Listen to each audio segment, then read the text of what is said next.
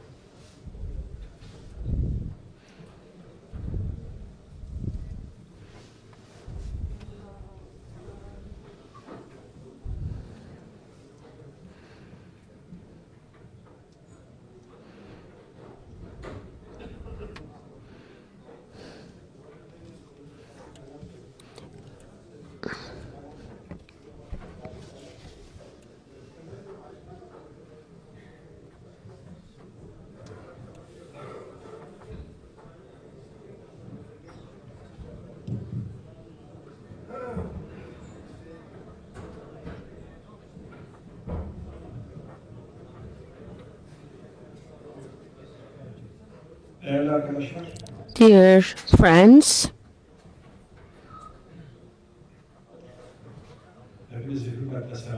I would like to salute you all, and I would like to salute you all one by one. I already met some of our friends here.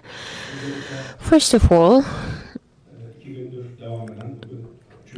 today is the third day of these meetings. I think they are all very fruitful, and our friends also mentioned that these sessions were fruitful. I also tried to watch them online. This meeting is organized for the first time, and for such occasions, I think. Can you also open that? Okay.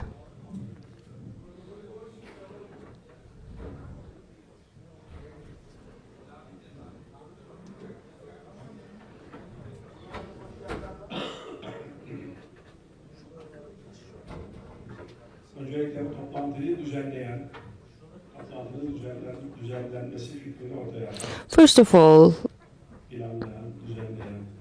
I would like to extend my thanks to everyone who organized this meeting, who speak in these meetings. Thank you so much for your efforts. I would like to congratulate you, and inshallah it will be a good beginning, and such meetings and such topics will be maybe in a narrow, or in a deep discussion. I hope it will be more organized more. And my topic is about law, and I will talk about it in three main headings. The first is the reason of existence of law, or what is really. So, as an introduction, I would like to talk about. And secondly, law, the word view, the law culture, and the word view of people. And thirdly, I will talk about in detail about some law systems and their comparisons. And of course, we will talk about constitution and constitutional moments. And of course, I will not be able to talk about all the headings I thought, but maybe I will go out of context, but I hope I will give you a well-structured speech, and maybe, I don't know how the procedure is. Will we have a Q&A? But if we have it, of course, I will be glad. Okay, dear friends.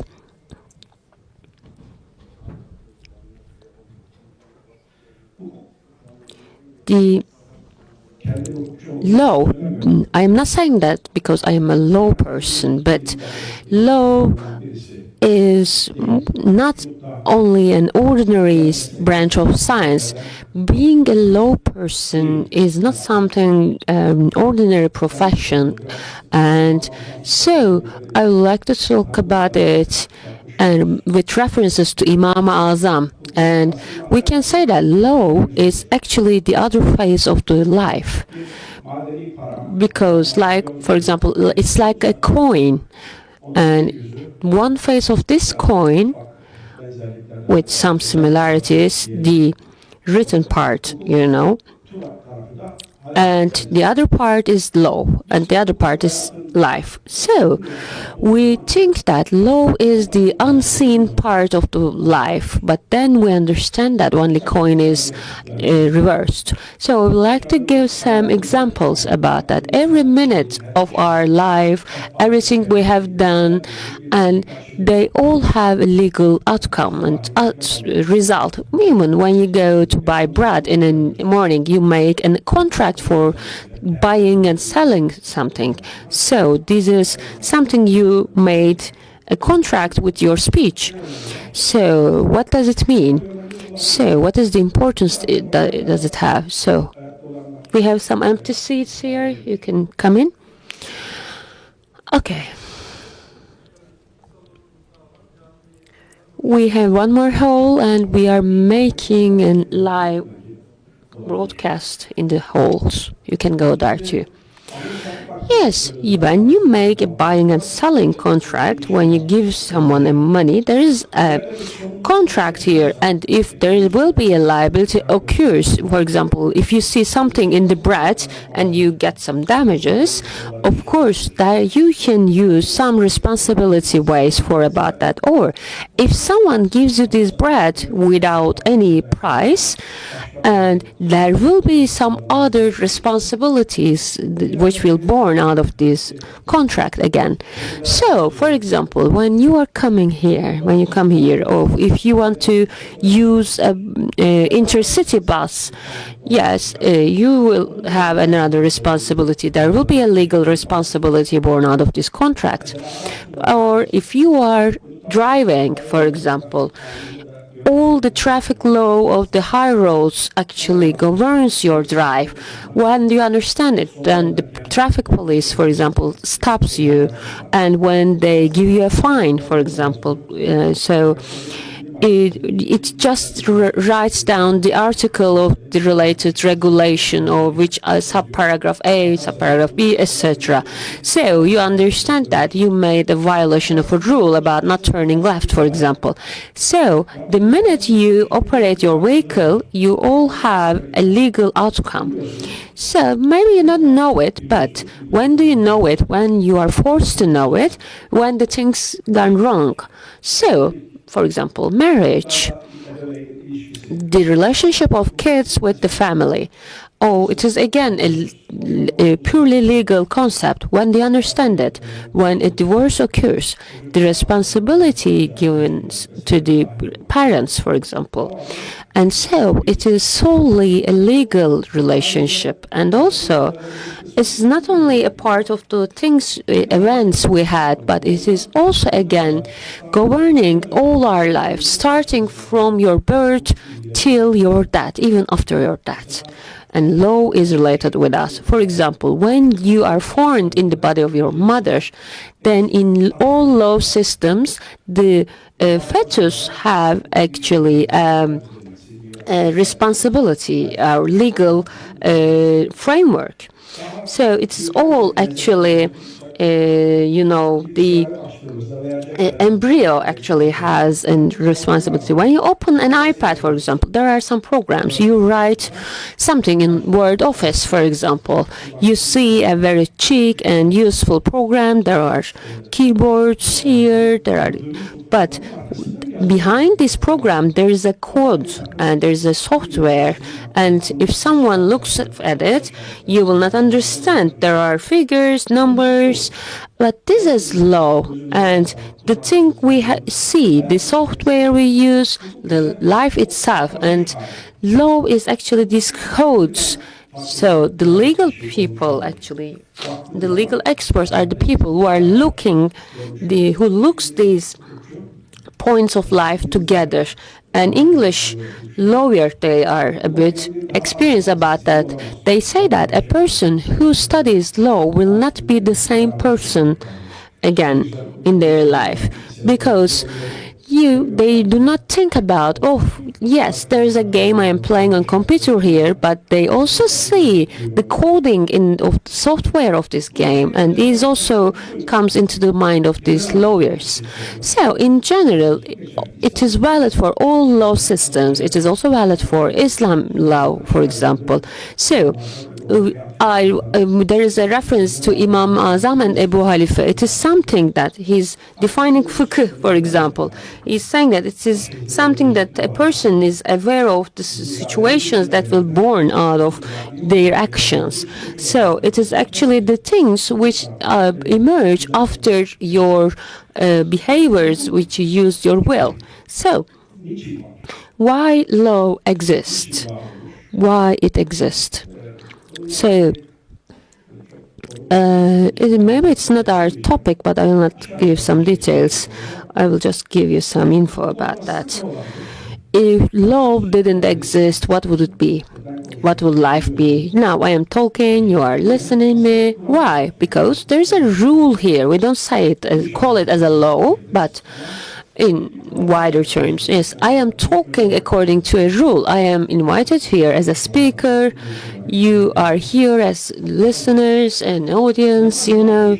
So, in the normal function of life, is a person lives alone. Maybe they don't need law. Maybe, I say, because they still use air, water, land. They have interaction with other non-human beings, etc. So there is still a law that can emerge from here. So let's leave it aside. So in a place where more than one person exists, of course this is fate that conflicts arise. Of course, because two people cannot agree on everything. They cannot demand the same thing at the same time. Of course, they will have some disagreements and they will demand other things the others desire. So how then people will decide about that, or which way they will use?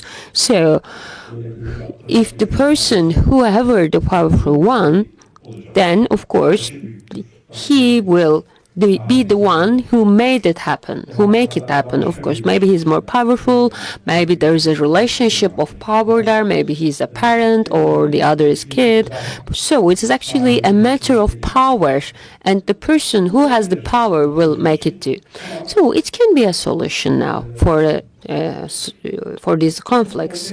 So there are, of course, some problems emerged from this relationship, because formerly you don't know how your demands or desires will be responded, because the person in rule will decide about that. So it's not foreseeable for you to decide on it, because maybe they agreed about that, but then they can disagree about the demand, so you cannot predict it.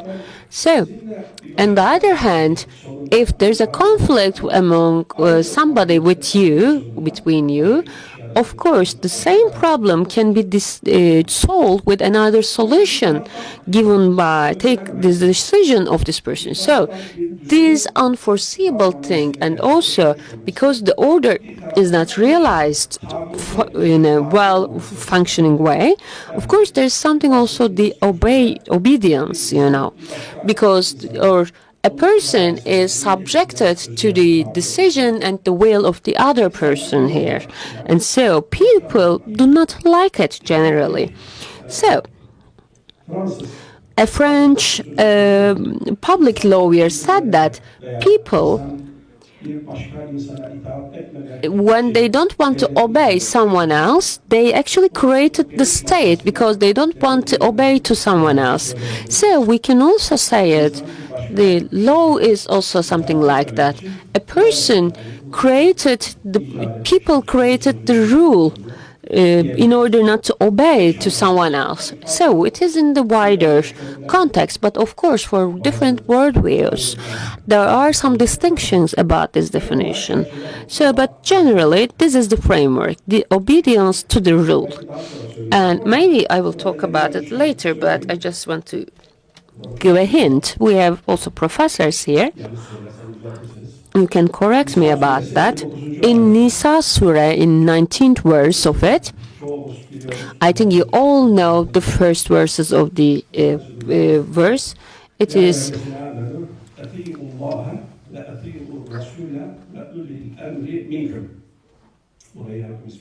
I think you all know the first verses of this point. Obey to Allah, obey to the Prophet of Allah, and to the people who are in rule. Obey it. So, in the following, it says, it's more interesting for us, it says, if you have a conflict, an issue with someone else, if you have a conflict about that,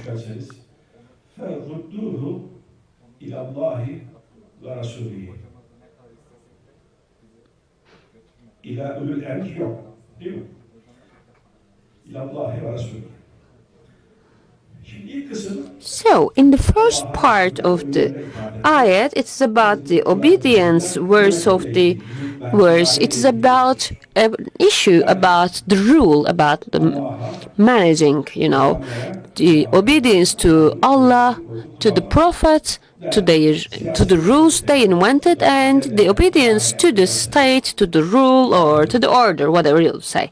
So, but of course, order is something when conflicts also occur. So you can have conflicts among yourself, or it can be a conflict with the state you have. Because in the second part, where we can take this conflict, we can take this conflict to the rule that Allah and the Prophet brought. So, first, conflict can be between the people. So, and in this sense, if you want to take it to Allah and Prophet, then to the rules they created, then it will be okay. But when there are two different demands and two different wills, when it can be possible if they are equals, but if you want to take it to a counterpart of the rule, then you cannot talk about the order because there is a rule.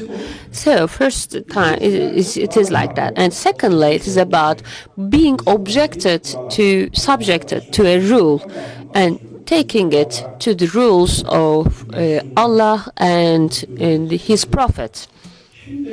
So here it is again like that, and in today's world, but there are some different law systems. Okay, so law exists because of that, in order to manage the life, the social life, to bring the order, and to actually manage the lives of people according to something foreseeable. And law exists because of that throughout the world, in all systems. So, of course, law is something, I will also talk about that with some examples. Some concrete, events that we can see with our eyes, we can sense with all our organs. But law is something actually that cannot be seen very well, because in the normal functioning, in normal dynamics of your life, you go on. So then you have the conflict, then you are aware of law. But in the life we're having, it goes from the concrete to the abstract one. And then the importance of law emerges more and more in front of our eyes. Then some things are only solely legal, like Jahannama is an association. It is not a physical entity, Yes, they have a building, they have tables, chairs, management. Yes, it is an entity, but the system calls them as legal entity, hükmü şahsiyet, actually.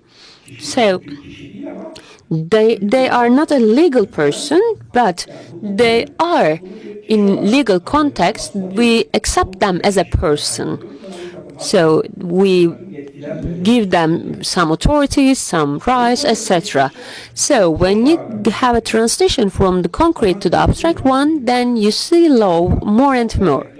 So it is like associations in foundation, in the state, State is also something like that. Of course, state is always perceived something as a physical power, but there are some mechanisms, some people and buildings in the state, of course, but in reality it's not something like that. The state is a legal entity. And between the discussions, among the discussions of German philosophers, some law philosophers say that state is the law and law is the state. And they say that state is the mushahas of law, the foreseeable events of the state. So, in social life mostly, or in political life and cultural life, we see that law gaining more and more importance. So, some cultures, civilizations, when we are talking about them, some people say that there are some civilizations which has more physical power, or in terms of historical context, they have prominent features about architecture, etc. So we sometimes actually ignore some topics here. So if you want to define a civilization, for example, I can define Islam civilization as the civilization of fiqh, Islamic law, and all the others are actually the ones shaped around the skeleton. And this is the measure of everything. Fiqh, law, you can go beyond it, you can go below it, but in the center, the skeleton is always the law of Islam. So, dear friends, of course, when we talk about the state, because it is also an abstract one, of course, law becomes more and more important. So, it is important for the person who is in rule, because it's not easy to manage a state. There need to be some rules, there has to be something that you can predict, but also you have to have interactions and manage and order your relationship with the people you rule. And so, of course, in the next sections I will touch it again, but if you want to, it is important to obey to the rule voluntarily, because if you obey something by force, you can make people obey something by force, but it will not sustain it, of course. It will not have a sustainability. Maybe you can have some consistency, but there will be some other conflicts emerging from these issues. So, whatever happens there, even the biggest dictators, even the tyrants, they still, all the managers actually tried to make their people to obey these rules voluntarily. They all tried to do that because they tried to make the rules that people can obey. They actually avoid about putting rules that people cannot obey, and they also sustained the continuity of these rules because they don't want to change it as much as possible. So, from this perspective, of course, we have democracies, we have elections in many countries, but in the era where the monarchies exist, of course, people didn't need anyone else for managing the state, but even those times, they still tried to put some rules about that. So, here, of course, Constitution is important here. It is still discussed in today's world. It's not only discussed in Turkey, it's also discussed in Syria, for example, or in other countries. Maybe the US will also continue to talk about new constitution. Why? Because at every place, they all interact with people, and when the relationship between the people and the state is on the table, you have to discuss it in the framework of the constitution, of course. So you still make a legal discussion now in an area of law. So the constitution and the constitutional movements are actually, we discuss them mostly, first of all, in the Western Europe, in the continental Europe, actually. So in Germany, France, in the axis of these two countries, it emerged in this context. So, and of course, it was also discussed in USA, and then they made the same discussion in France, and the second constitution was made in French. And how did it occur? And we can widen our perspective about that. I would like to say that. So in Turkey, in the Ottoman period, when the first discussions about the constitution on the table, and Ziya Pasha and Nami Kemal said that we don't need a constitution. We have Quran, we have Sunnet, and we say that they object to that. Benim yaşıma yakın olanlar. There are some people whose ages are close to mine. You will remember in our youth, we were reading Ivan-ı Muslim, and we wrote the poets and all the works of Memdudi and Hasan Ebla. You will remember the words. In his declaration, our constitution is Quran. So it is very similar to that, as Nami Kemal and Ziya Pasha said in 180s, 1800s. So we read them during the high school and during the college. We remember our professors were talking about it, but it was not possible for us to put together the Quran and the Constitution because they didn't go along together at that time because it had a different definition and etc. But later on, as we learned better and deeper, we understood that this was not the way we thought at that time. So they were right because they looked the constitution in the functional manner. In the continental Europe, there was German law, which was adopted at that time. Rome and German law. It starts from the Rome, and then it goes to the tribes of Germany at that time, German tribes, and these were associated, and this was the accumulation and order of law at that time. And state political power creation was there. It was humanistic, and this is like a creation of humanity. This is the order of law in Rome, in German. It is the same, maybe. Church law is different. Let me talk about that, and I will bind this concept with the constitution. In the religious law systems or theocratical law systems,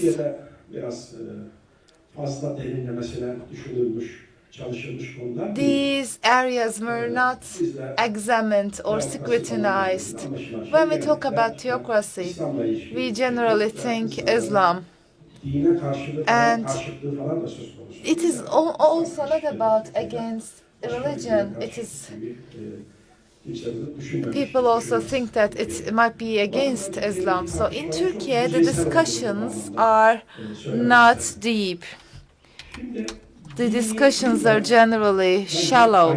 So again, for Islamic law, for Jewish law, so these are the distinctions in Christian law.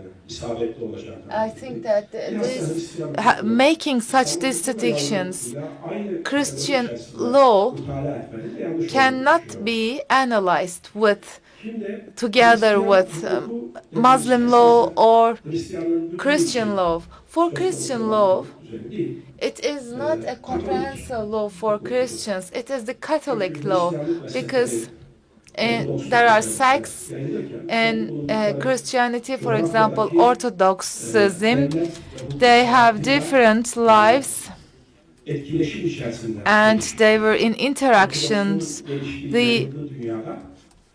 with the other issues. For example, East Rome, Byzantine, was very strong, very powerful when Orthodox system was first spread, especially for the 1st century, 2nd century, and 5th century. With the revival of Roman law, they have the strong culture, powerful culture of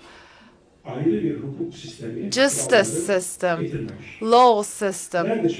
And we see this emergence again in the continental Europe when Christianity was spread, Frank Empire was collapsed. And again, small countries were collapsed. People adopted Christianism not only in religious or metaphysical issues, they also used law for their conflicts, for their internal conflicts. But Christianity didn't have any law order because, you know, there is the Holy Book, and the first part is about Torah, and the second part is about Bible. And again, Jesus, about Sharia, what we call law, actually this is present in a Jewish religion. And again, I am not, or the Christianity is an individual religion, as it was built not on the basis of Jewish religion. So that is why you don't have the basis of law, because the clerks at that time didn't have any understanding of law. Normally the communities or the gatherings were generally related to religious affairs or metaphysics. Starting from the 11th council, as far as I remember, they start to put forward or put out some of the judicial regulations, some of the rules. And again, of course, it is. These are generally based on revelations. These are not based on the revelations. These are not based on holy books. These are the rules based upon the opinions of the priests at that time.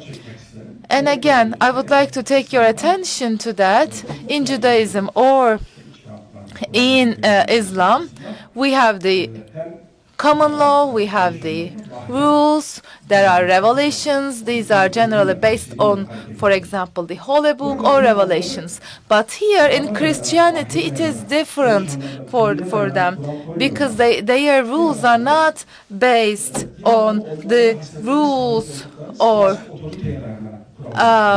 books. They are actually putting these rules according to authority they have as the religious men. So there is not any difference between Orthodox and German way of understanding, or Roman or German rule. So that is why they have the political authority due to the religious affairs. So this is a humanitarian activity to put these rules. That is why secularism is a very meaningful discussion throughout the time. Even though you're not a religious person or you're not a priest, those secularists said that you are putting those rules, you are deciding on the rules, and you are deciding on these rules according to your own views. So if you can do that, why not? We can also do that. So the secular people can also decide on the rules. This is the point they reach. This is in the Catholic world, in the Catholic law. I think this might be very meaningful, but if you are outside of this world, then this decision or such kind of discussion would lose its meaning.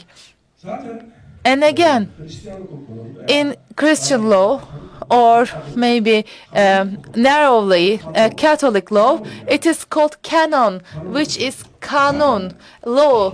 And again, in the continental Europe, we see it is canon law. They don't have any other kind of rule, any other kind of law other than this. So throughout the time, the balances change, and then the balance of power changes. Aristocrats live in a richer environment, and again, bourgeois comes up. So that is why we see that the decision makers change. And again, for example, the people need a guarantee on three different topics. First of all, right to live, and again, second, freedom, so that that person will not go to the exile. And again, the third one is about belonging. So what is, for example, belonging for the commodities, real estate. So they make some demands. So they think that that there should be some guarantee. It shouldn't be arbitrary decisions. But again, the authority decides on the rules. What happens then? For example, if there is a guarantee, again, the authority can modify the decisions, can change the decisions. So we need some rules which will be binding for the authority, so that there will not be any arbitrary decisions. And again, some scholars gather and they say that there should be rule of law, and they put up some theories. The most precious one is, of course, for the natural law understanding or comprehensions. So always there is this law, regulations regulating people's daily lives, and this is called natural law of nature. So that is why we should stick to that. If it is not in line with that, then we can question the legitimacy of that law. So there are those advocating for this. But again, what is the nature of natural law? What is the elements of natural law? Again, people come together, people look at their rights, maybe they'll give up their rights, and then they organize, they make an order, and then they fight back their rights. So there is this French scholar who is one of the founders of public law. He is known with his title as anarchist, and again, people generally deem his decisions as nonsense things, and they think that for example, in his work he touched upon public law. There are different theories, but we would like to have a binding effect on the state, on the government. So there are some Jewish lawyers, for example, or they also contribute to this natural law, and they say that, for example, they think that most of the things are included in the natural law. Maybe this might be another topic of discussion, but again, in order to bind the state with law, we need to position law something in some place far away from the state. So it should be above the state, but in practice we don't yield any results. So they take one further step, maybe 70, 80 years ago. Then we see the separation of powers. This is a new concept. So if the ruling power is deciding on all the rules, we need to separate the relation in order to create a balance. It's like checks and balances system, because there will be some kind of formation of the states, there will be some rules. Again, for the execution, there should be another entity or another structure who will apply the decisions, who will apply the rules, but it's like the distinction or separation between legislation and execution. And this is Montesquieu understanding, Montesquieu spirit of the rules.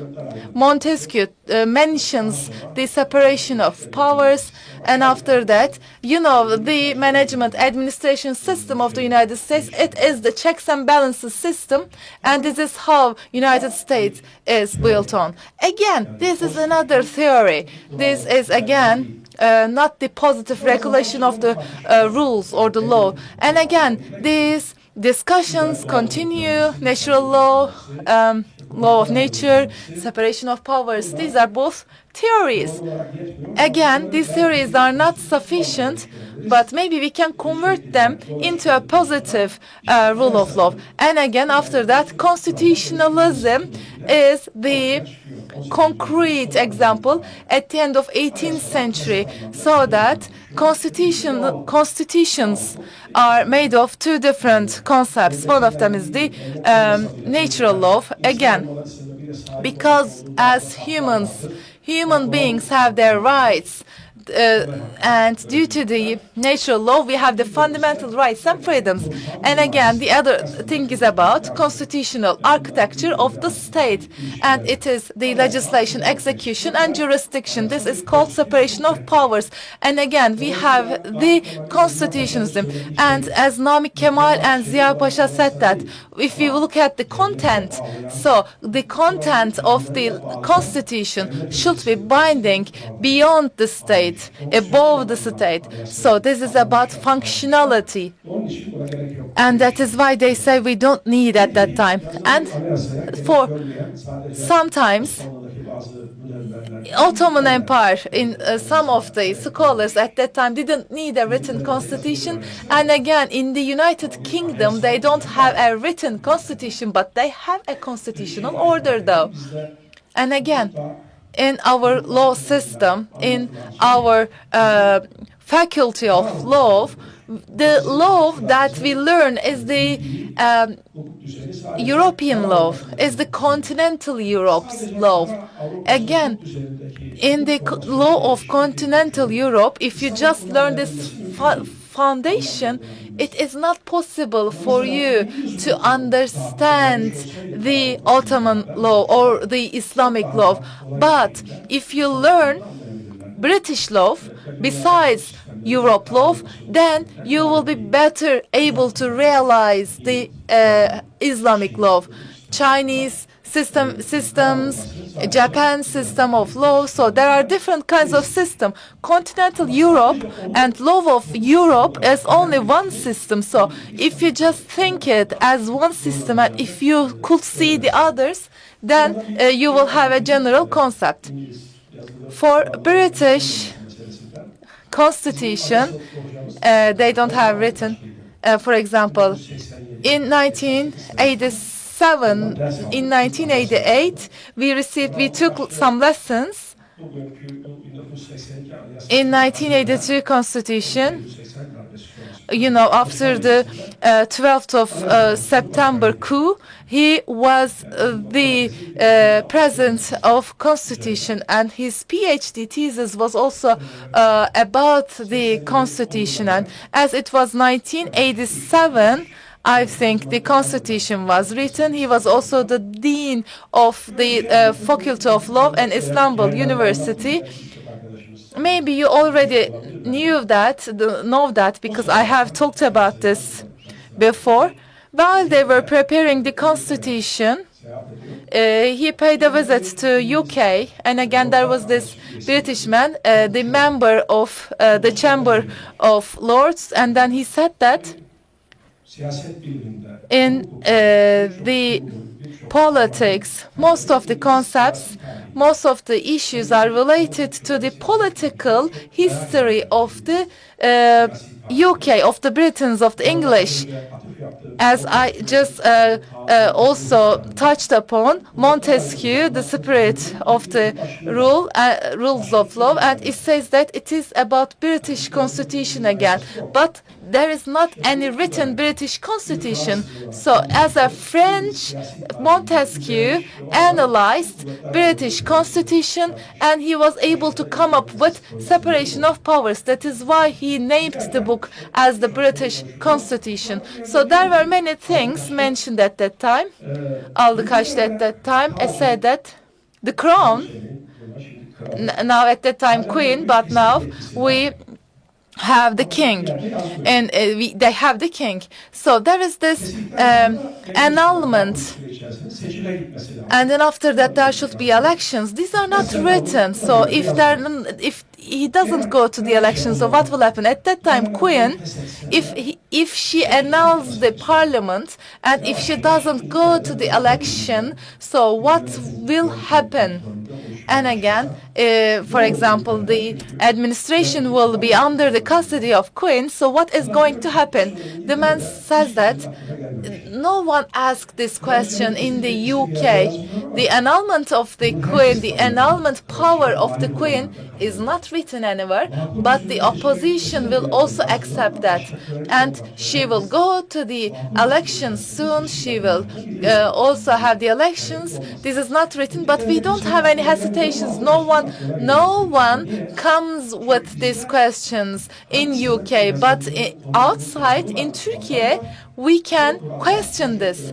For example, we have rules, we have laws. Sometimes, even though we have written rules, we can interpret them according to different people. So even though we have written law, sometimes these rules depend on the situation, depend on the person in Turkey. So the law system in the UK, as I will not, of course, go into detail with that, but it is different. There are different developments in the UK. For example, it is independent than Europe, the European law at least, because it is not based on the rules endorsed by the power. At that time, the common law, and after that, for example, Minister of Justice, Secretary of Justice.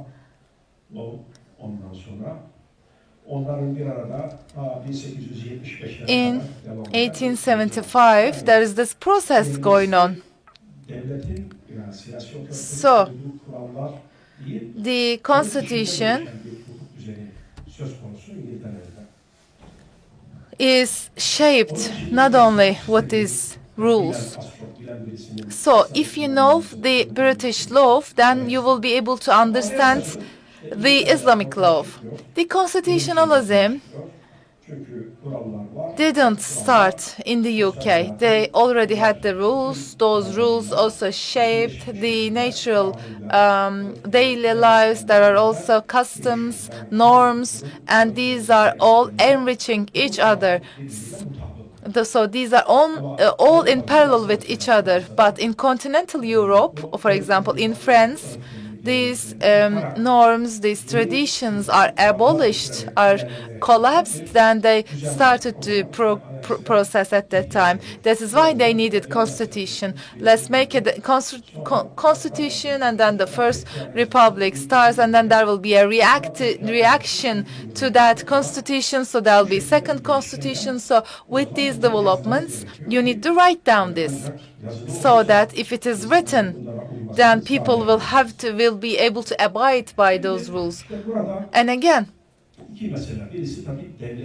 one issue is that the state should be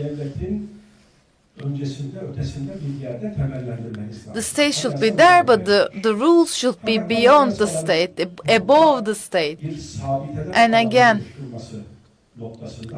the norms, the rules should be stable, and before Second World War, this ended.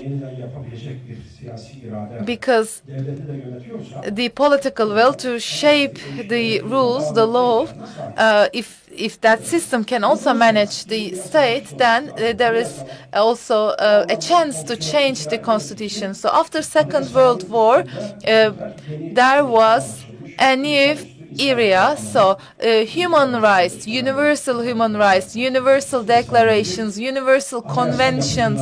So the constitution makers also had to adopt this and abide by these norms and universal values. So that is why the law, the order of law, is composed by two things. For example, there are some stable norms and there are some changeable values. So in the continental Europe, I think the biggest concern is that all the rules and all the norms can change. So then it is not possible to talk about basic or stable rules. In each and every law system, there are different approaches.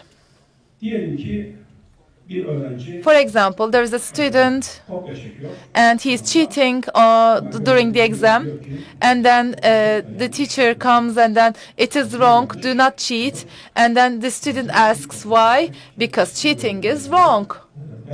It is forbidden, it is not allowed. Because there is this regulation on exam, and should I follow that procedure, the student asks. So if there is this rule, if there is law on the procedures, so this is like the measurement of our behavior. So it is about the legitimacy of our behavior. So this is an area of legitimacy. But for the legitimacy of the rule, we can discuss, should I abide by this rule?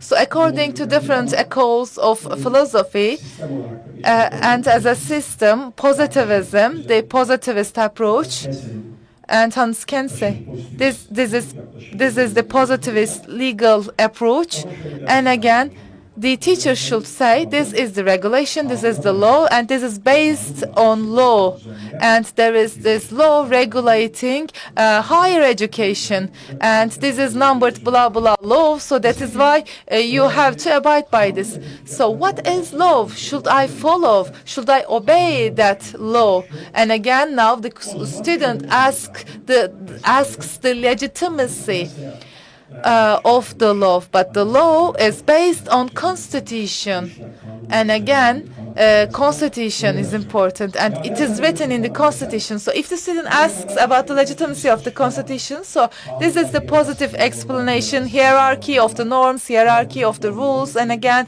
each norm is also supported by the other norms. So this is the approach and understanding, and after that it is kind of problematic, because you cannot come up with any positivist solutions later on. Constitution is an agreement. Constitution is based on an agreement. Again, this is not a powerful explanation, because there's the constitutions or the preparation of constitution is not like that. So in order to regulate the legitimacy of our behaviors, and it can also be questioned. So there is a need for explanation on legitimacy. So there should be norms superior to the other norms. This is not only about the answers and the institutions, the organizations. There should be some kind of legitimacy, reasoning.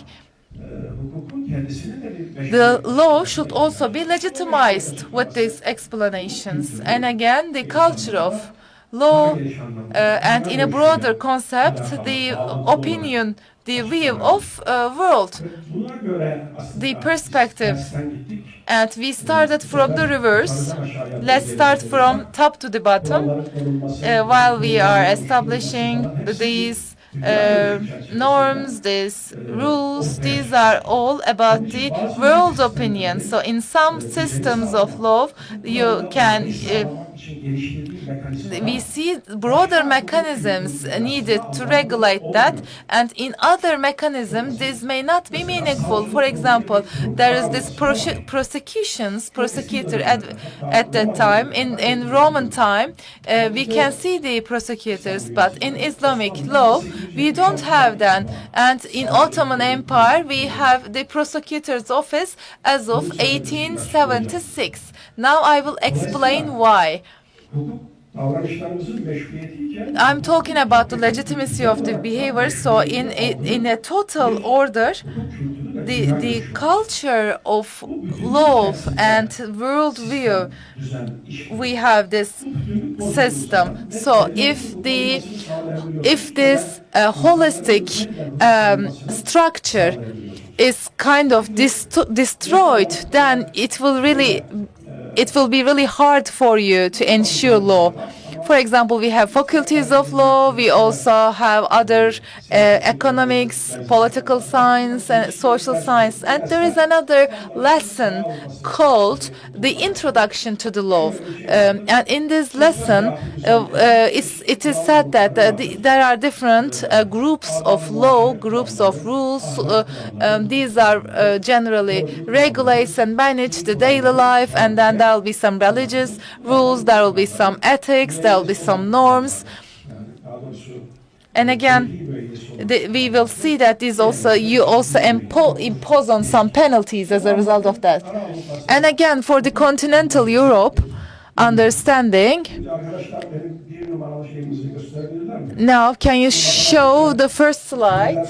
We have these chambers, and again, there are different groups of rules, and then you see these are different norms, these are different clusters, and we see that the religion is here, and then we see the tradition, and we see that those are also intersect with each other. They have their own worlds. For example, about religion, about tradition, about law. And again, most of them are only law, rules of law. And then so how will you ensure that people abide by these rules? How will you do that? So how will you guarantee that? In order to do this, you will have effective systems. So these two things are developed in continental Europe. So they have follow-up monitoring institutions to follow up if people are obeying, and if they're not, then the punishment institutions and systems and enforcement systems are really developed. A lot of people say when they visit to Europe, they say they are so obedient to rules, and like in the pedestrian crossings, etc., they are so orderly. You see a lot of videos on social media, like in one of the Scandinavian countries, I think in Sweden, there was a video that I saw showing the case in 70s in Sweden. There's a woman trying to cross the road with a child, but she can't. None of the cars stop. She is having a very difficult time in the video. She can't really cross the road. So how did they achieve this state that they're in? They monitored it closely. They punished the offenders without any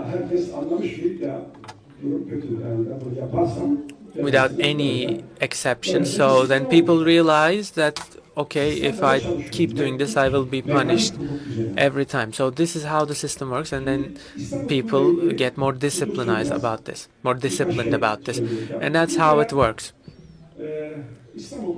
And that's how they manage to become so orderly.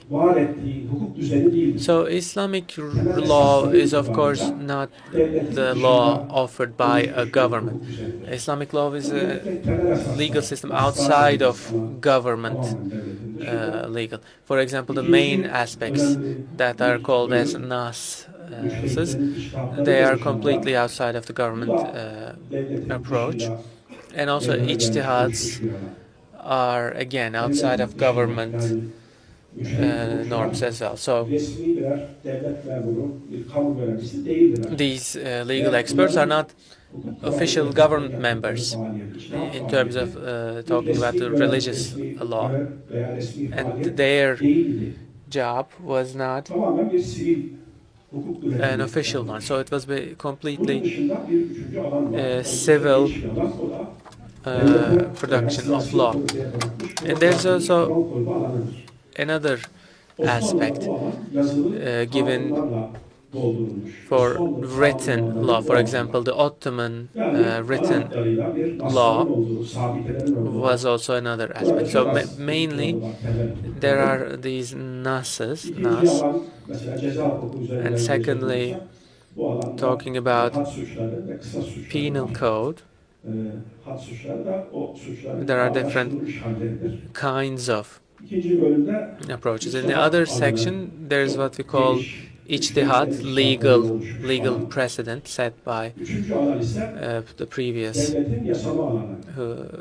Siyasi people. iktidarın otorite And alanı. the third area is the Bu official Osmanlı'da government's daha çok authority lokal bir takım space. faaliyetlerle doldurulmuş.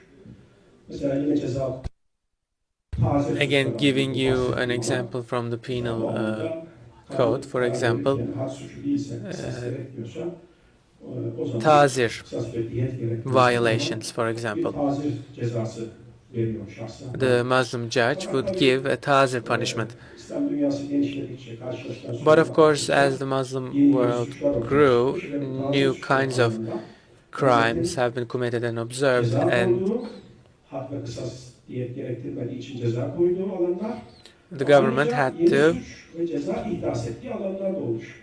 Mesela have a more extensive approach. For example, when people yok yani naslarda da yok. create a fake document, that requires another approach because it is not available in ijtihads or other Birkaç şey söyleyeyim. Mesela nasses. Coşkun çok hukuk tarihinde önemli bir isim. Coşkun Çok, for example, one of the leading figures in Turkish law, legal history, gave lectures in Ankara. In 1940s, he has written 3 different articles about the Ottoman legal system. For example, in the legal system, in the Ottoman times, let's say, stealing another person's animal, a goose. So what is the punishment?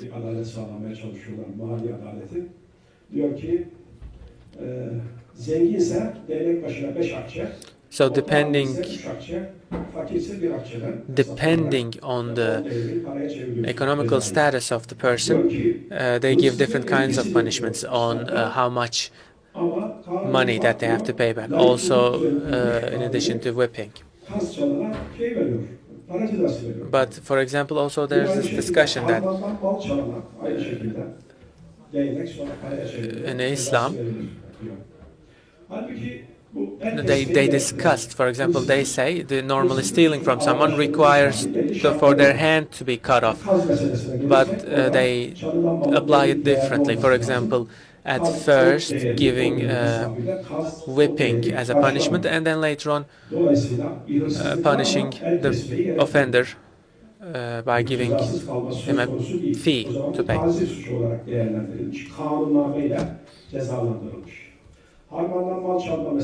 So, for example, selling agricultural goods.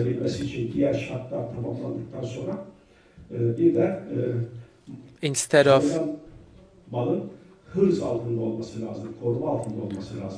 also the goods that are stolen have to be under protective status, also to be for the hand cutting punishment to be given. So what I'm getting at is there is the space where fixed rules are in place, including nasas, and then there's also ijtihads. And in addition to that, the government also has a jurisdiction where they follow their legal approach. So the government, the state, let's say the government violates a law, a rule. And that's a violation, and if it's against nas or ijtihad, the government doesn't have the capacity to change that. So when it comes to making the government and their actions legally binding, there's another something different. But of course, we are really also curious about what went on in Europe in recent history, in the history of democracy, law, and sometimes we might feel like it's all about the European past, but we also have a history for about 600 years of history, and we have a lot of we have little info about our own history in that sense. In the Islamic world has very little knowledge about Ottoman's experience. Wherever we go, we meet with a lot of historians, Islamic historians, and experts. And when we talk about these things, they usually talk about the period before 1200s, and after that they don't know much about the Ottoman period. So the Ottoman period has more than 600 years of history with a lot of important developments that many people are not much aware of. So if you stop your studies at 1200s, then your knowledge on Islamic law is limited. In some of the meetings or events that I go to, I always talk about this, and sometimes I am shocked to see that is the case. I ask the experts,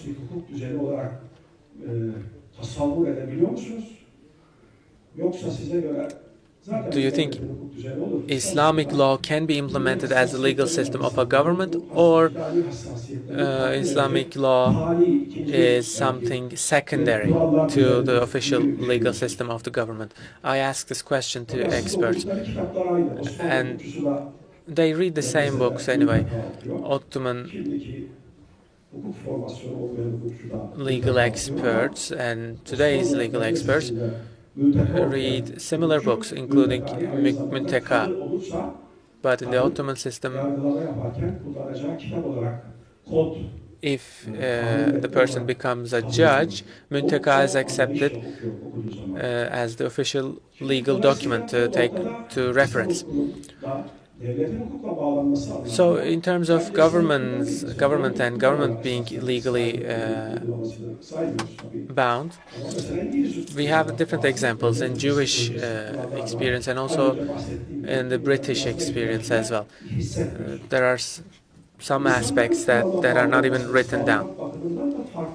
Also, there's also another different approach in the Islamic law about a person's situation. So in looking at the Islamic law, these are the groups of laws that are followed, the groups of rules that are followed. So you see different clusters. The red one is law, the orange one is ethics, and the blue one is religious law, rules. So when it comes to a violation of the legal rules, the law, it is at the same time a violation of the ethical principles as well as religious rules. So when a person So you have to use internal mechanisms individually for people to follow the rules, the legal law, ethical rules, and also religious rules. So when you are punishing those violators, you don't immediately and directly punish them. In Islamic rules, there is also conditions for punishment, so it has to be clearly visible, and also you have to consider if it is damaging to the public or not. So the prosecutors don't start a legal process, but those who are harmed by the activity, they start a legal process. And when they are being punished, they are not immediately punished. Even our Prophet is known to basically send some people back and basically preventing them from getting punishment if they are if they admit and if they are Suçla ilgili sorry for their actions. Ceza hukukunun temel kavramı suç. And of course, the crime is the main aspect of the penal code, and the concept of crime is also defined by the worldview of the person. For example, there is this one crime called getting drunk and drinking wine and getting drunk. According to Halafis, this is a violation, this is a crime. But for Christians, this is not a crime, because for it to be a crime, it completely depends on the person's beliefs and views. So for Christians, it is not a crime, but for Muslims, it is. So when you are defining a crime, it is all about the person and their beliefs and ideas. When it comes to the law, in terms of debt and financial issues, the main thing to consider is the goods, basically, themselves, depending on the goods. And when we define something as a goods, it's basically religiously accepted to use as such. For example, pig for Muslims is not considered a good because it is forbidden to sell it and buy it and make use of it. But for Christians, it can be considered goods. So it is all about the goods. And that is the main fundamental aspect of all the financial contracts and relations.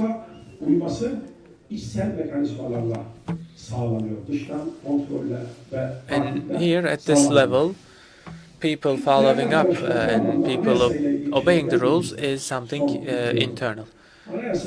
So when it comes to Constitution, the Constitution was a concept, a legal type of text, a legal text, a legal concept that was developed in continental Europe.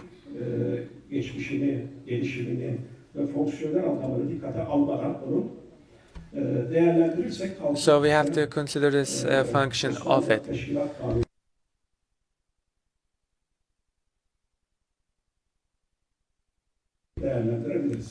So even considering that, even the Medina text can be considered a constitution for their time, but in the modern times, of course, they can't be considered as such.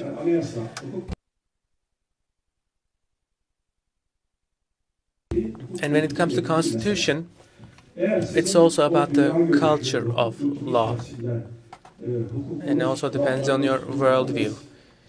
If your legal systems, your institutions, if they're not completely on the same page about the proceedings, then you have issues.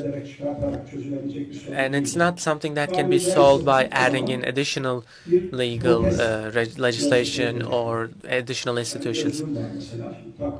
It's not something that can be solved with that. So I have, for example, glasses. I have to wear it to read, but when I don't need it, I take it off. And that's a similar analogy to how a legal system might work in that case.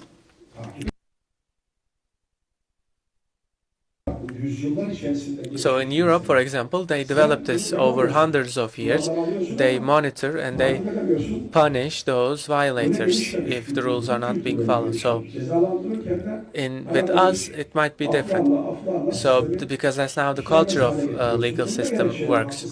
So you punish sometimes, but there are also a lot of exemptions, amnesties that happen.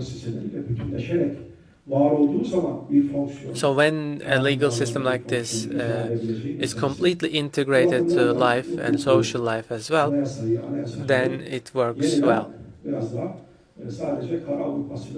So in that sense, this idea of constitution should also be discussed, not just from the perspective of continental Europe, but also from a more general overview. So thank you very much for listening. So thank you very much, Mr. Mustafa Şentop. We are going to present you with a gift. To deliver the gift, Mr. Cihat Atlı is invited to the stage, the chairman of the board of Cihanuma Vakıf. We thank Professor Dr. Mustafa Şentop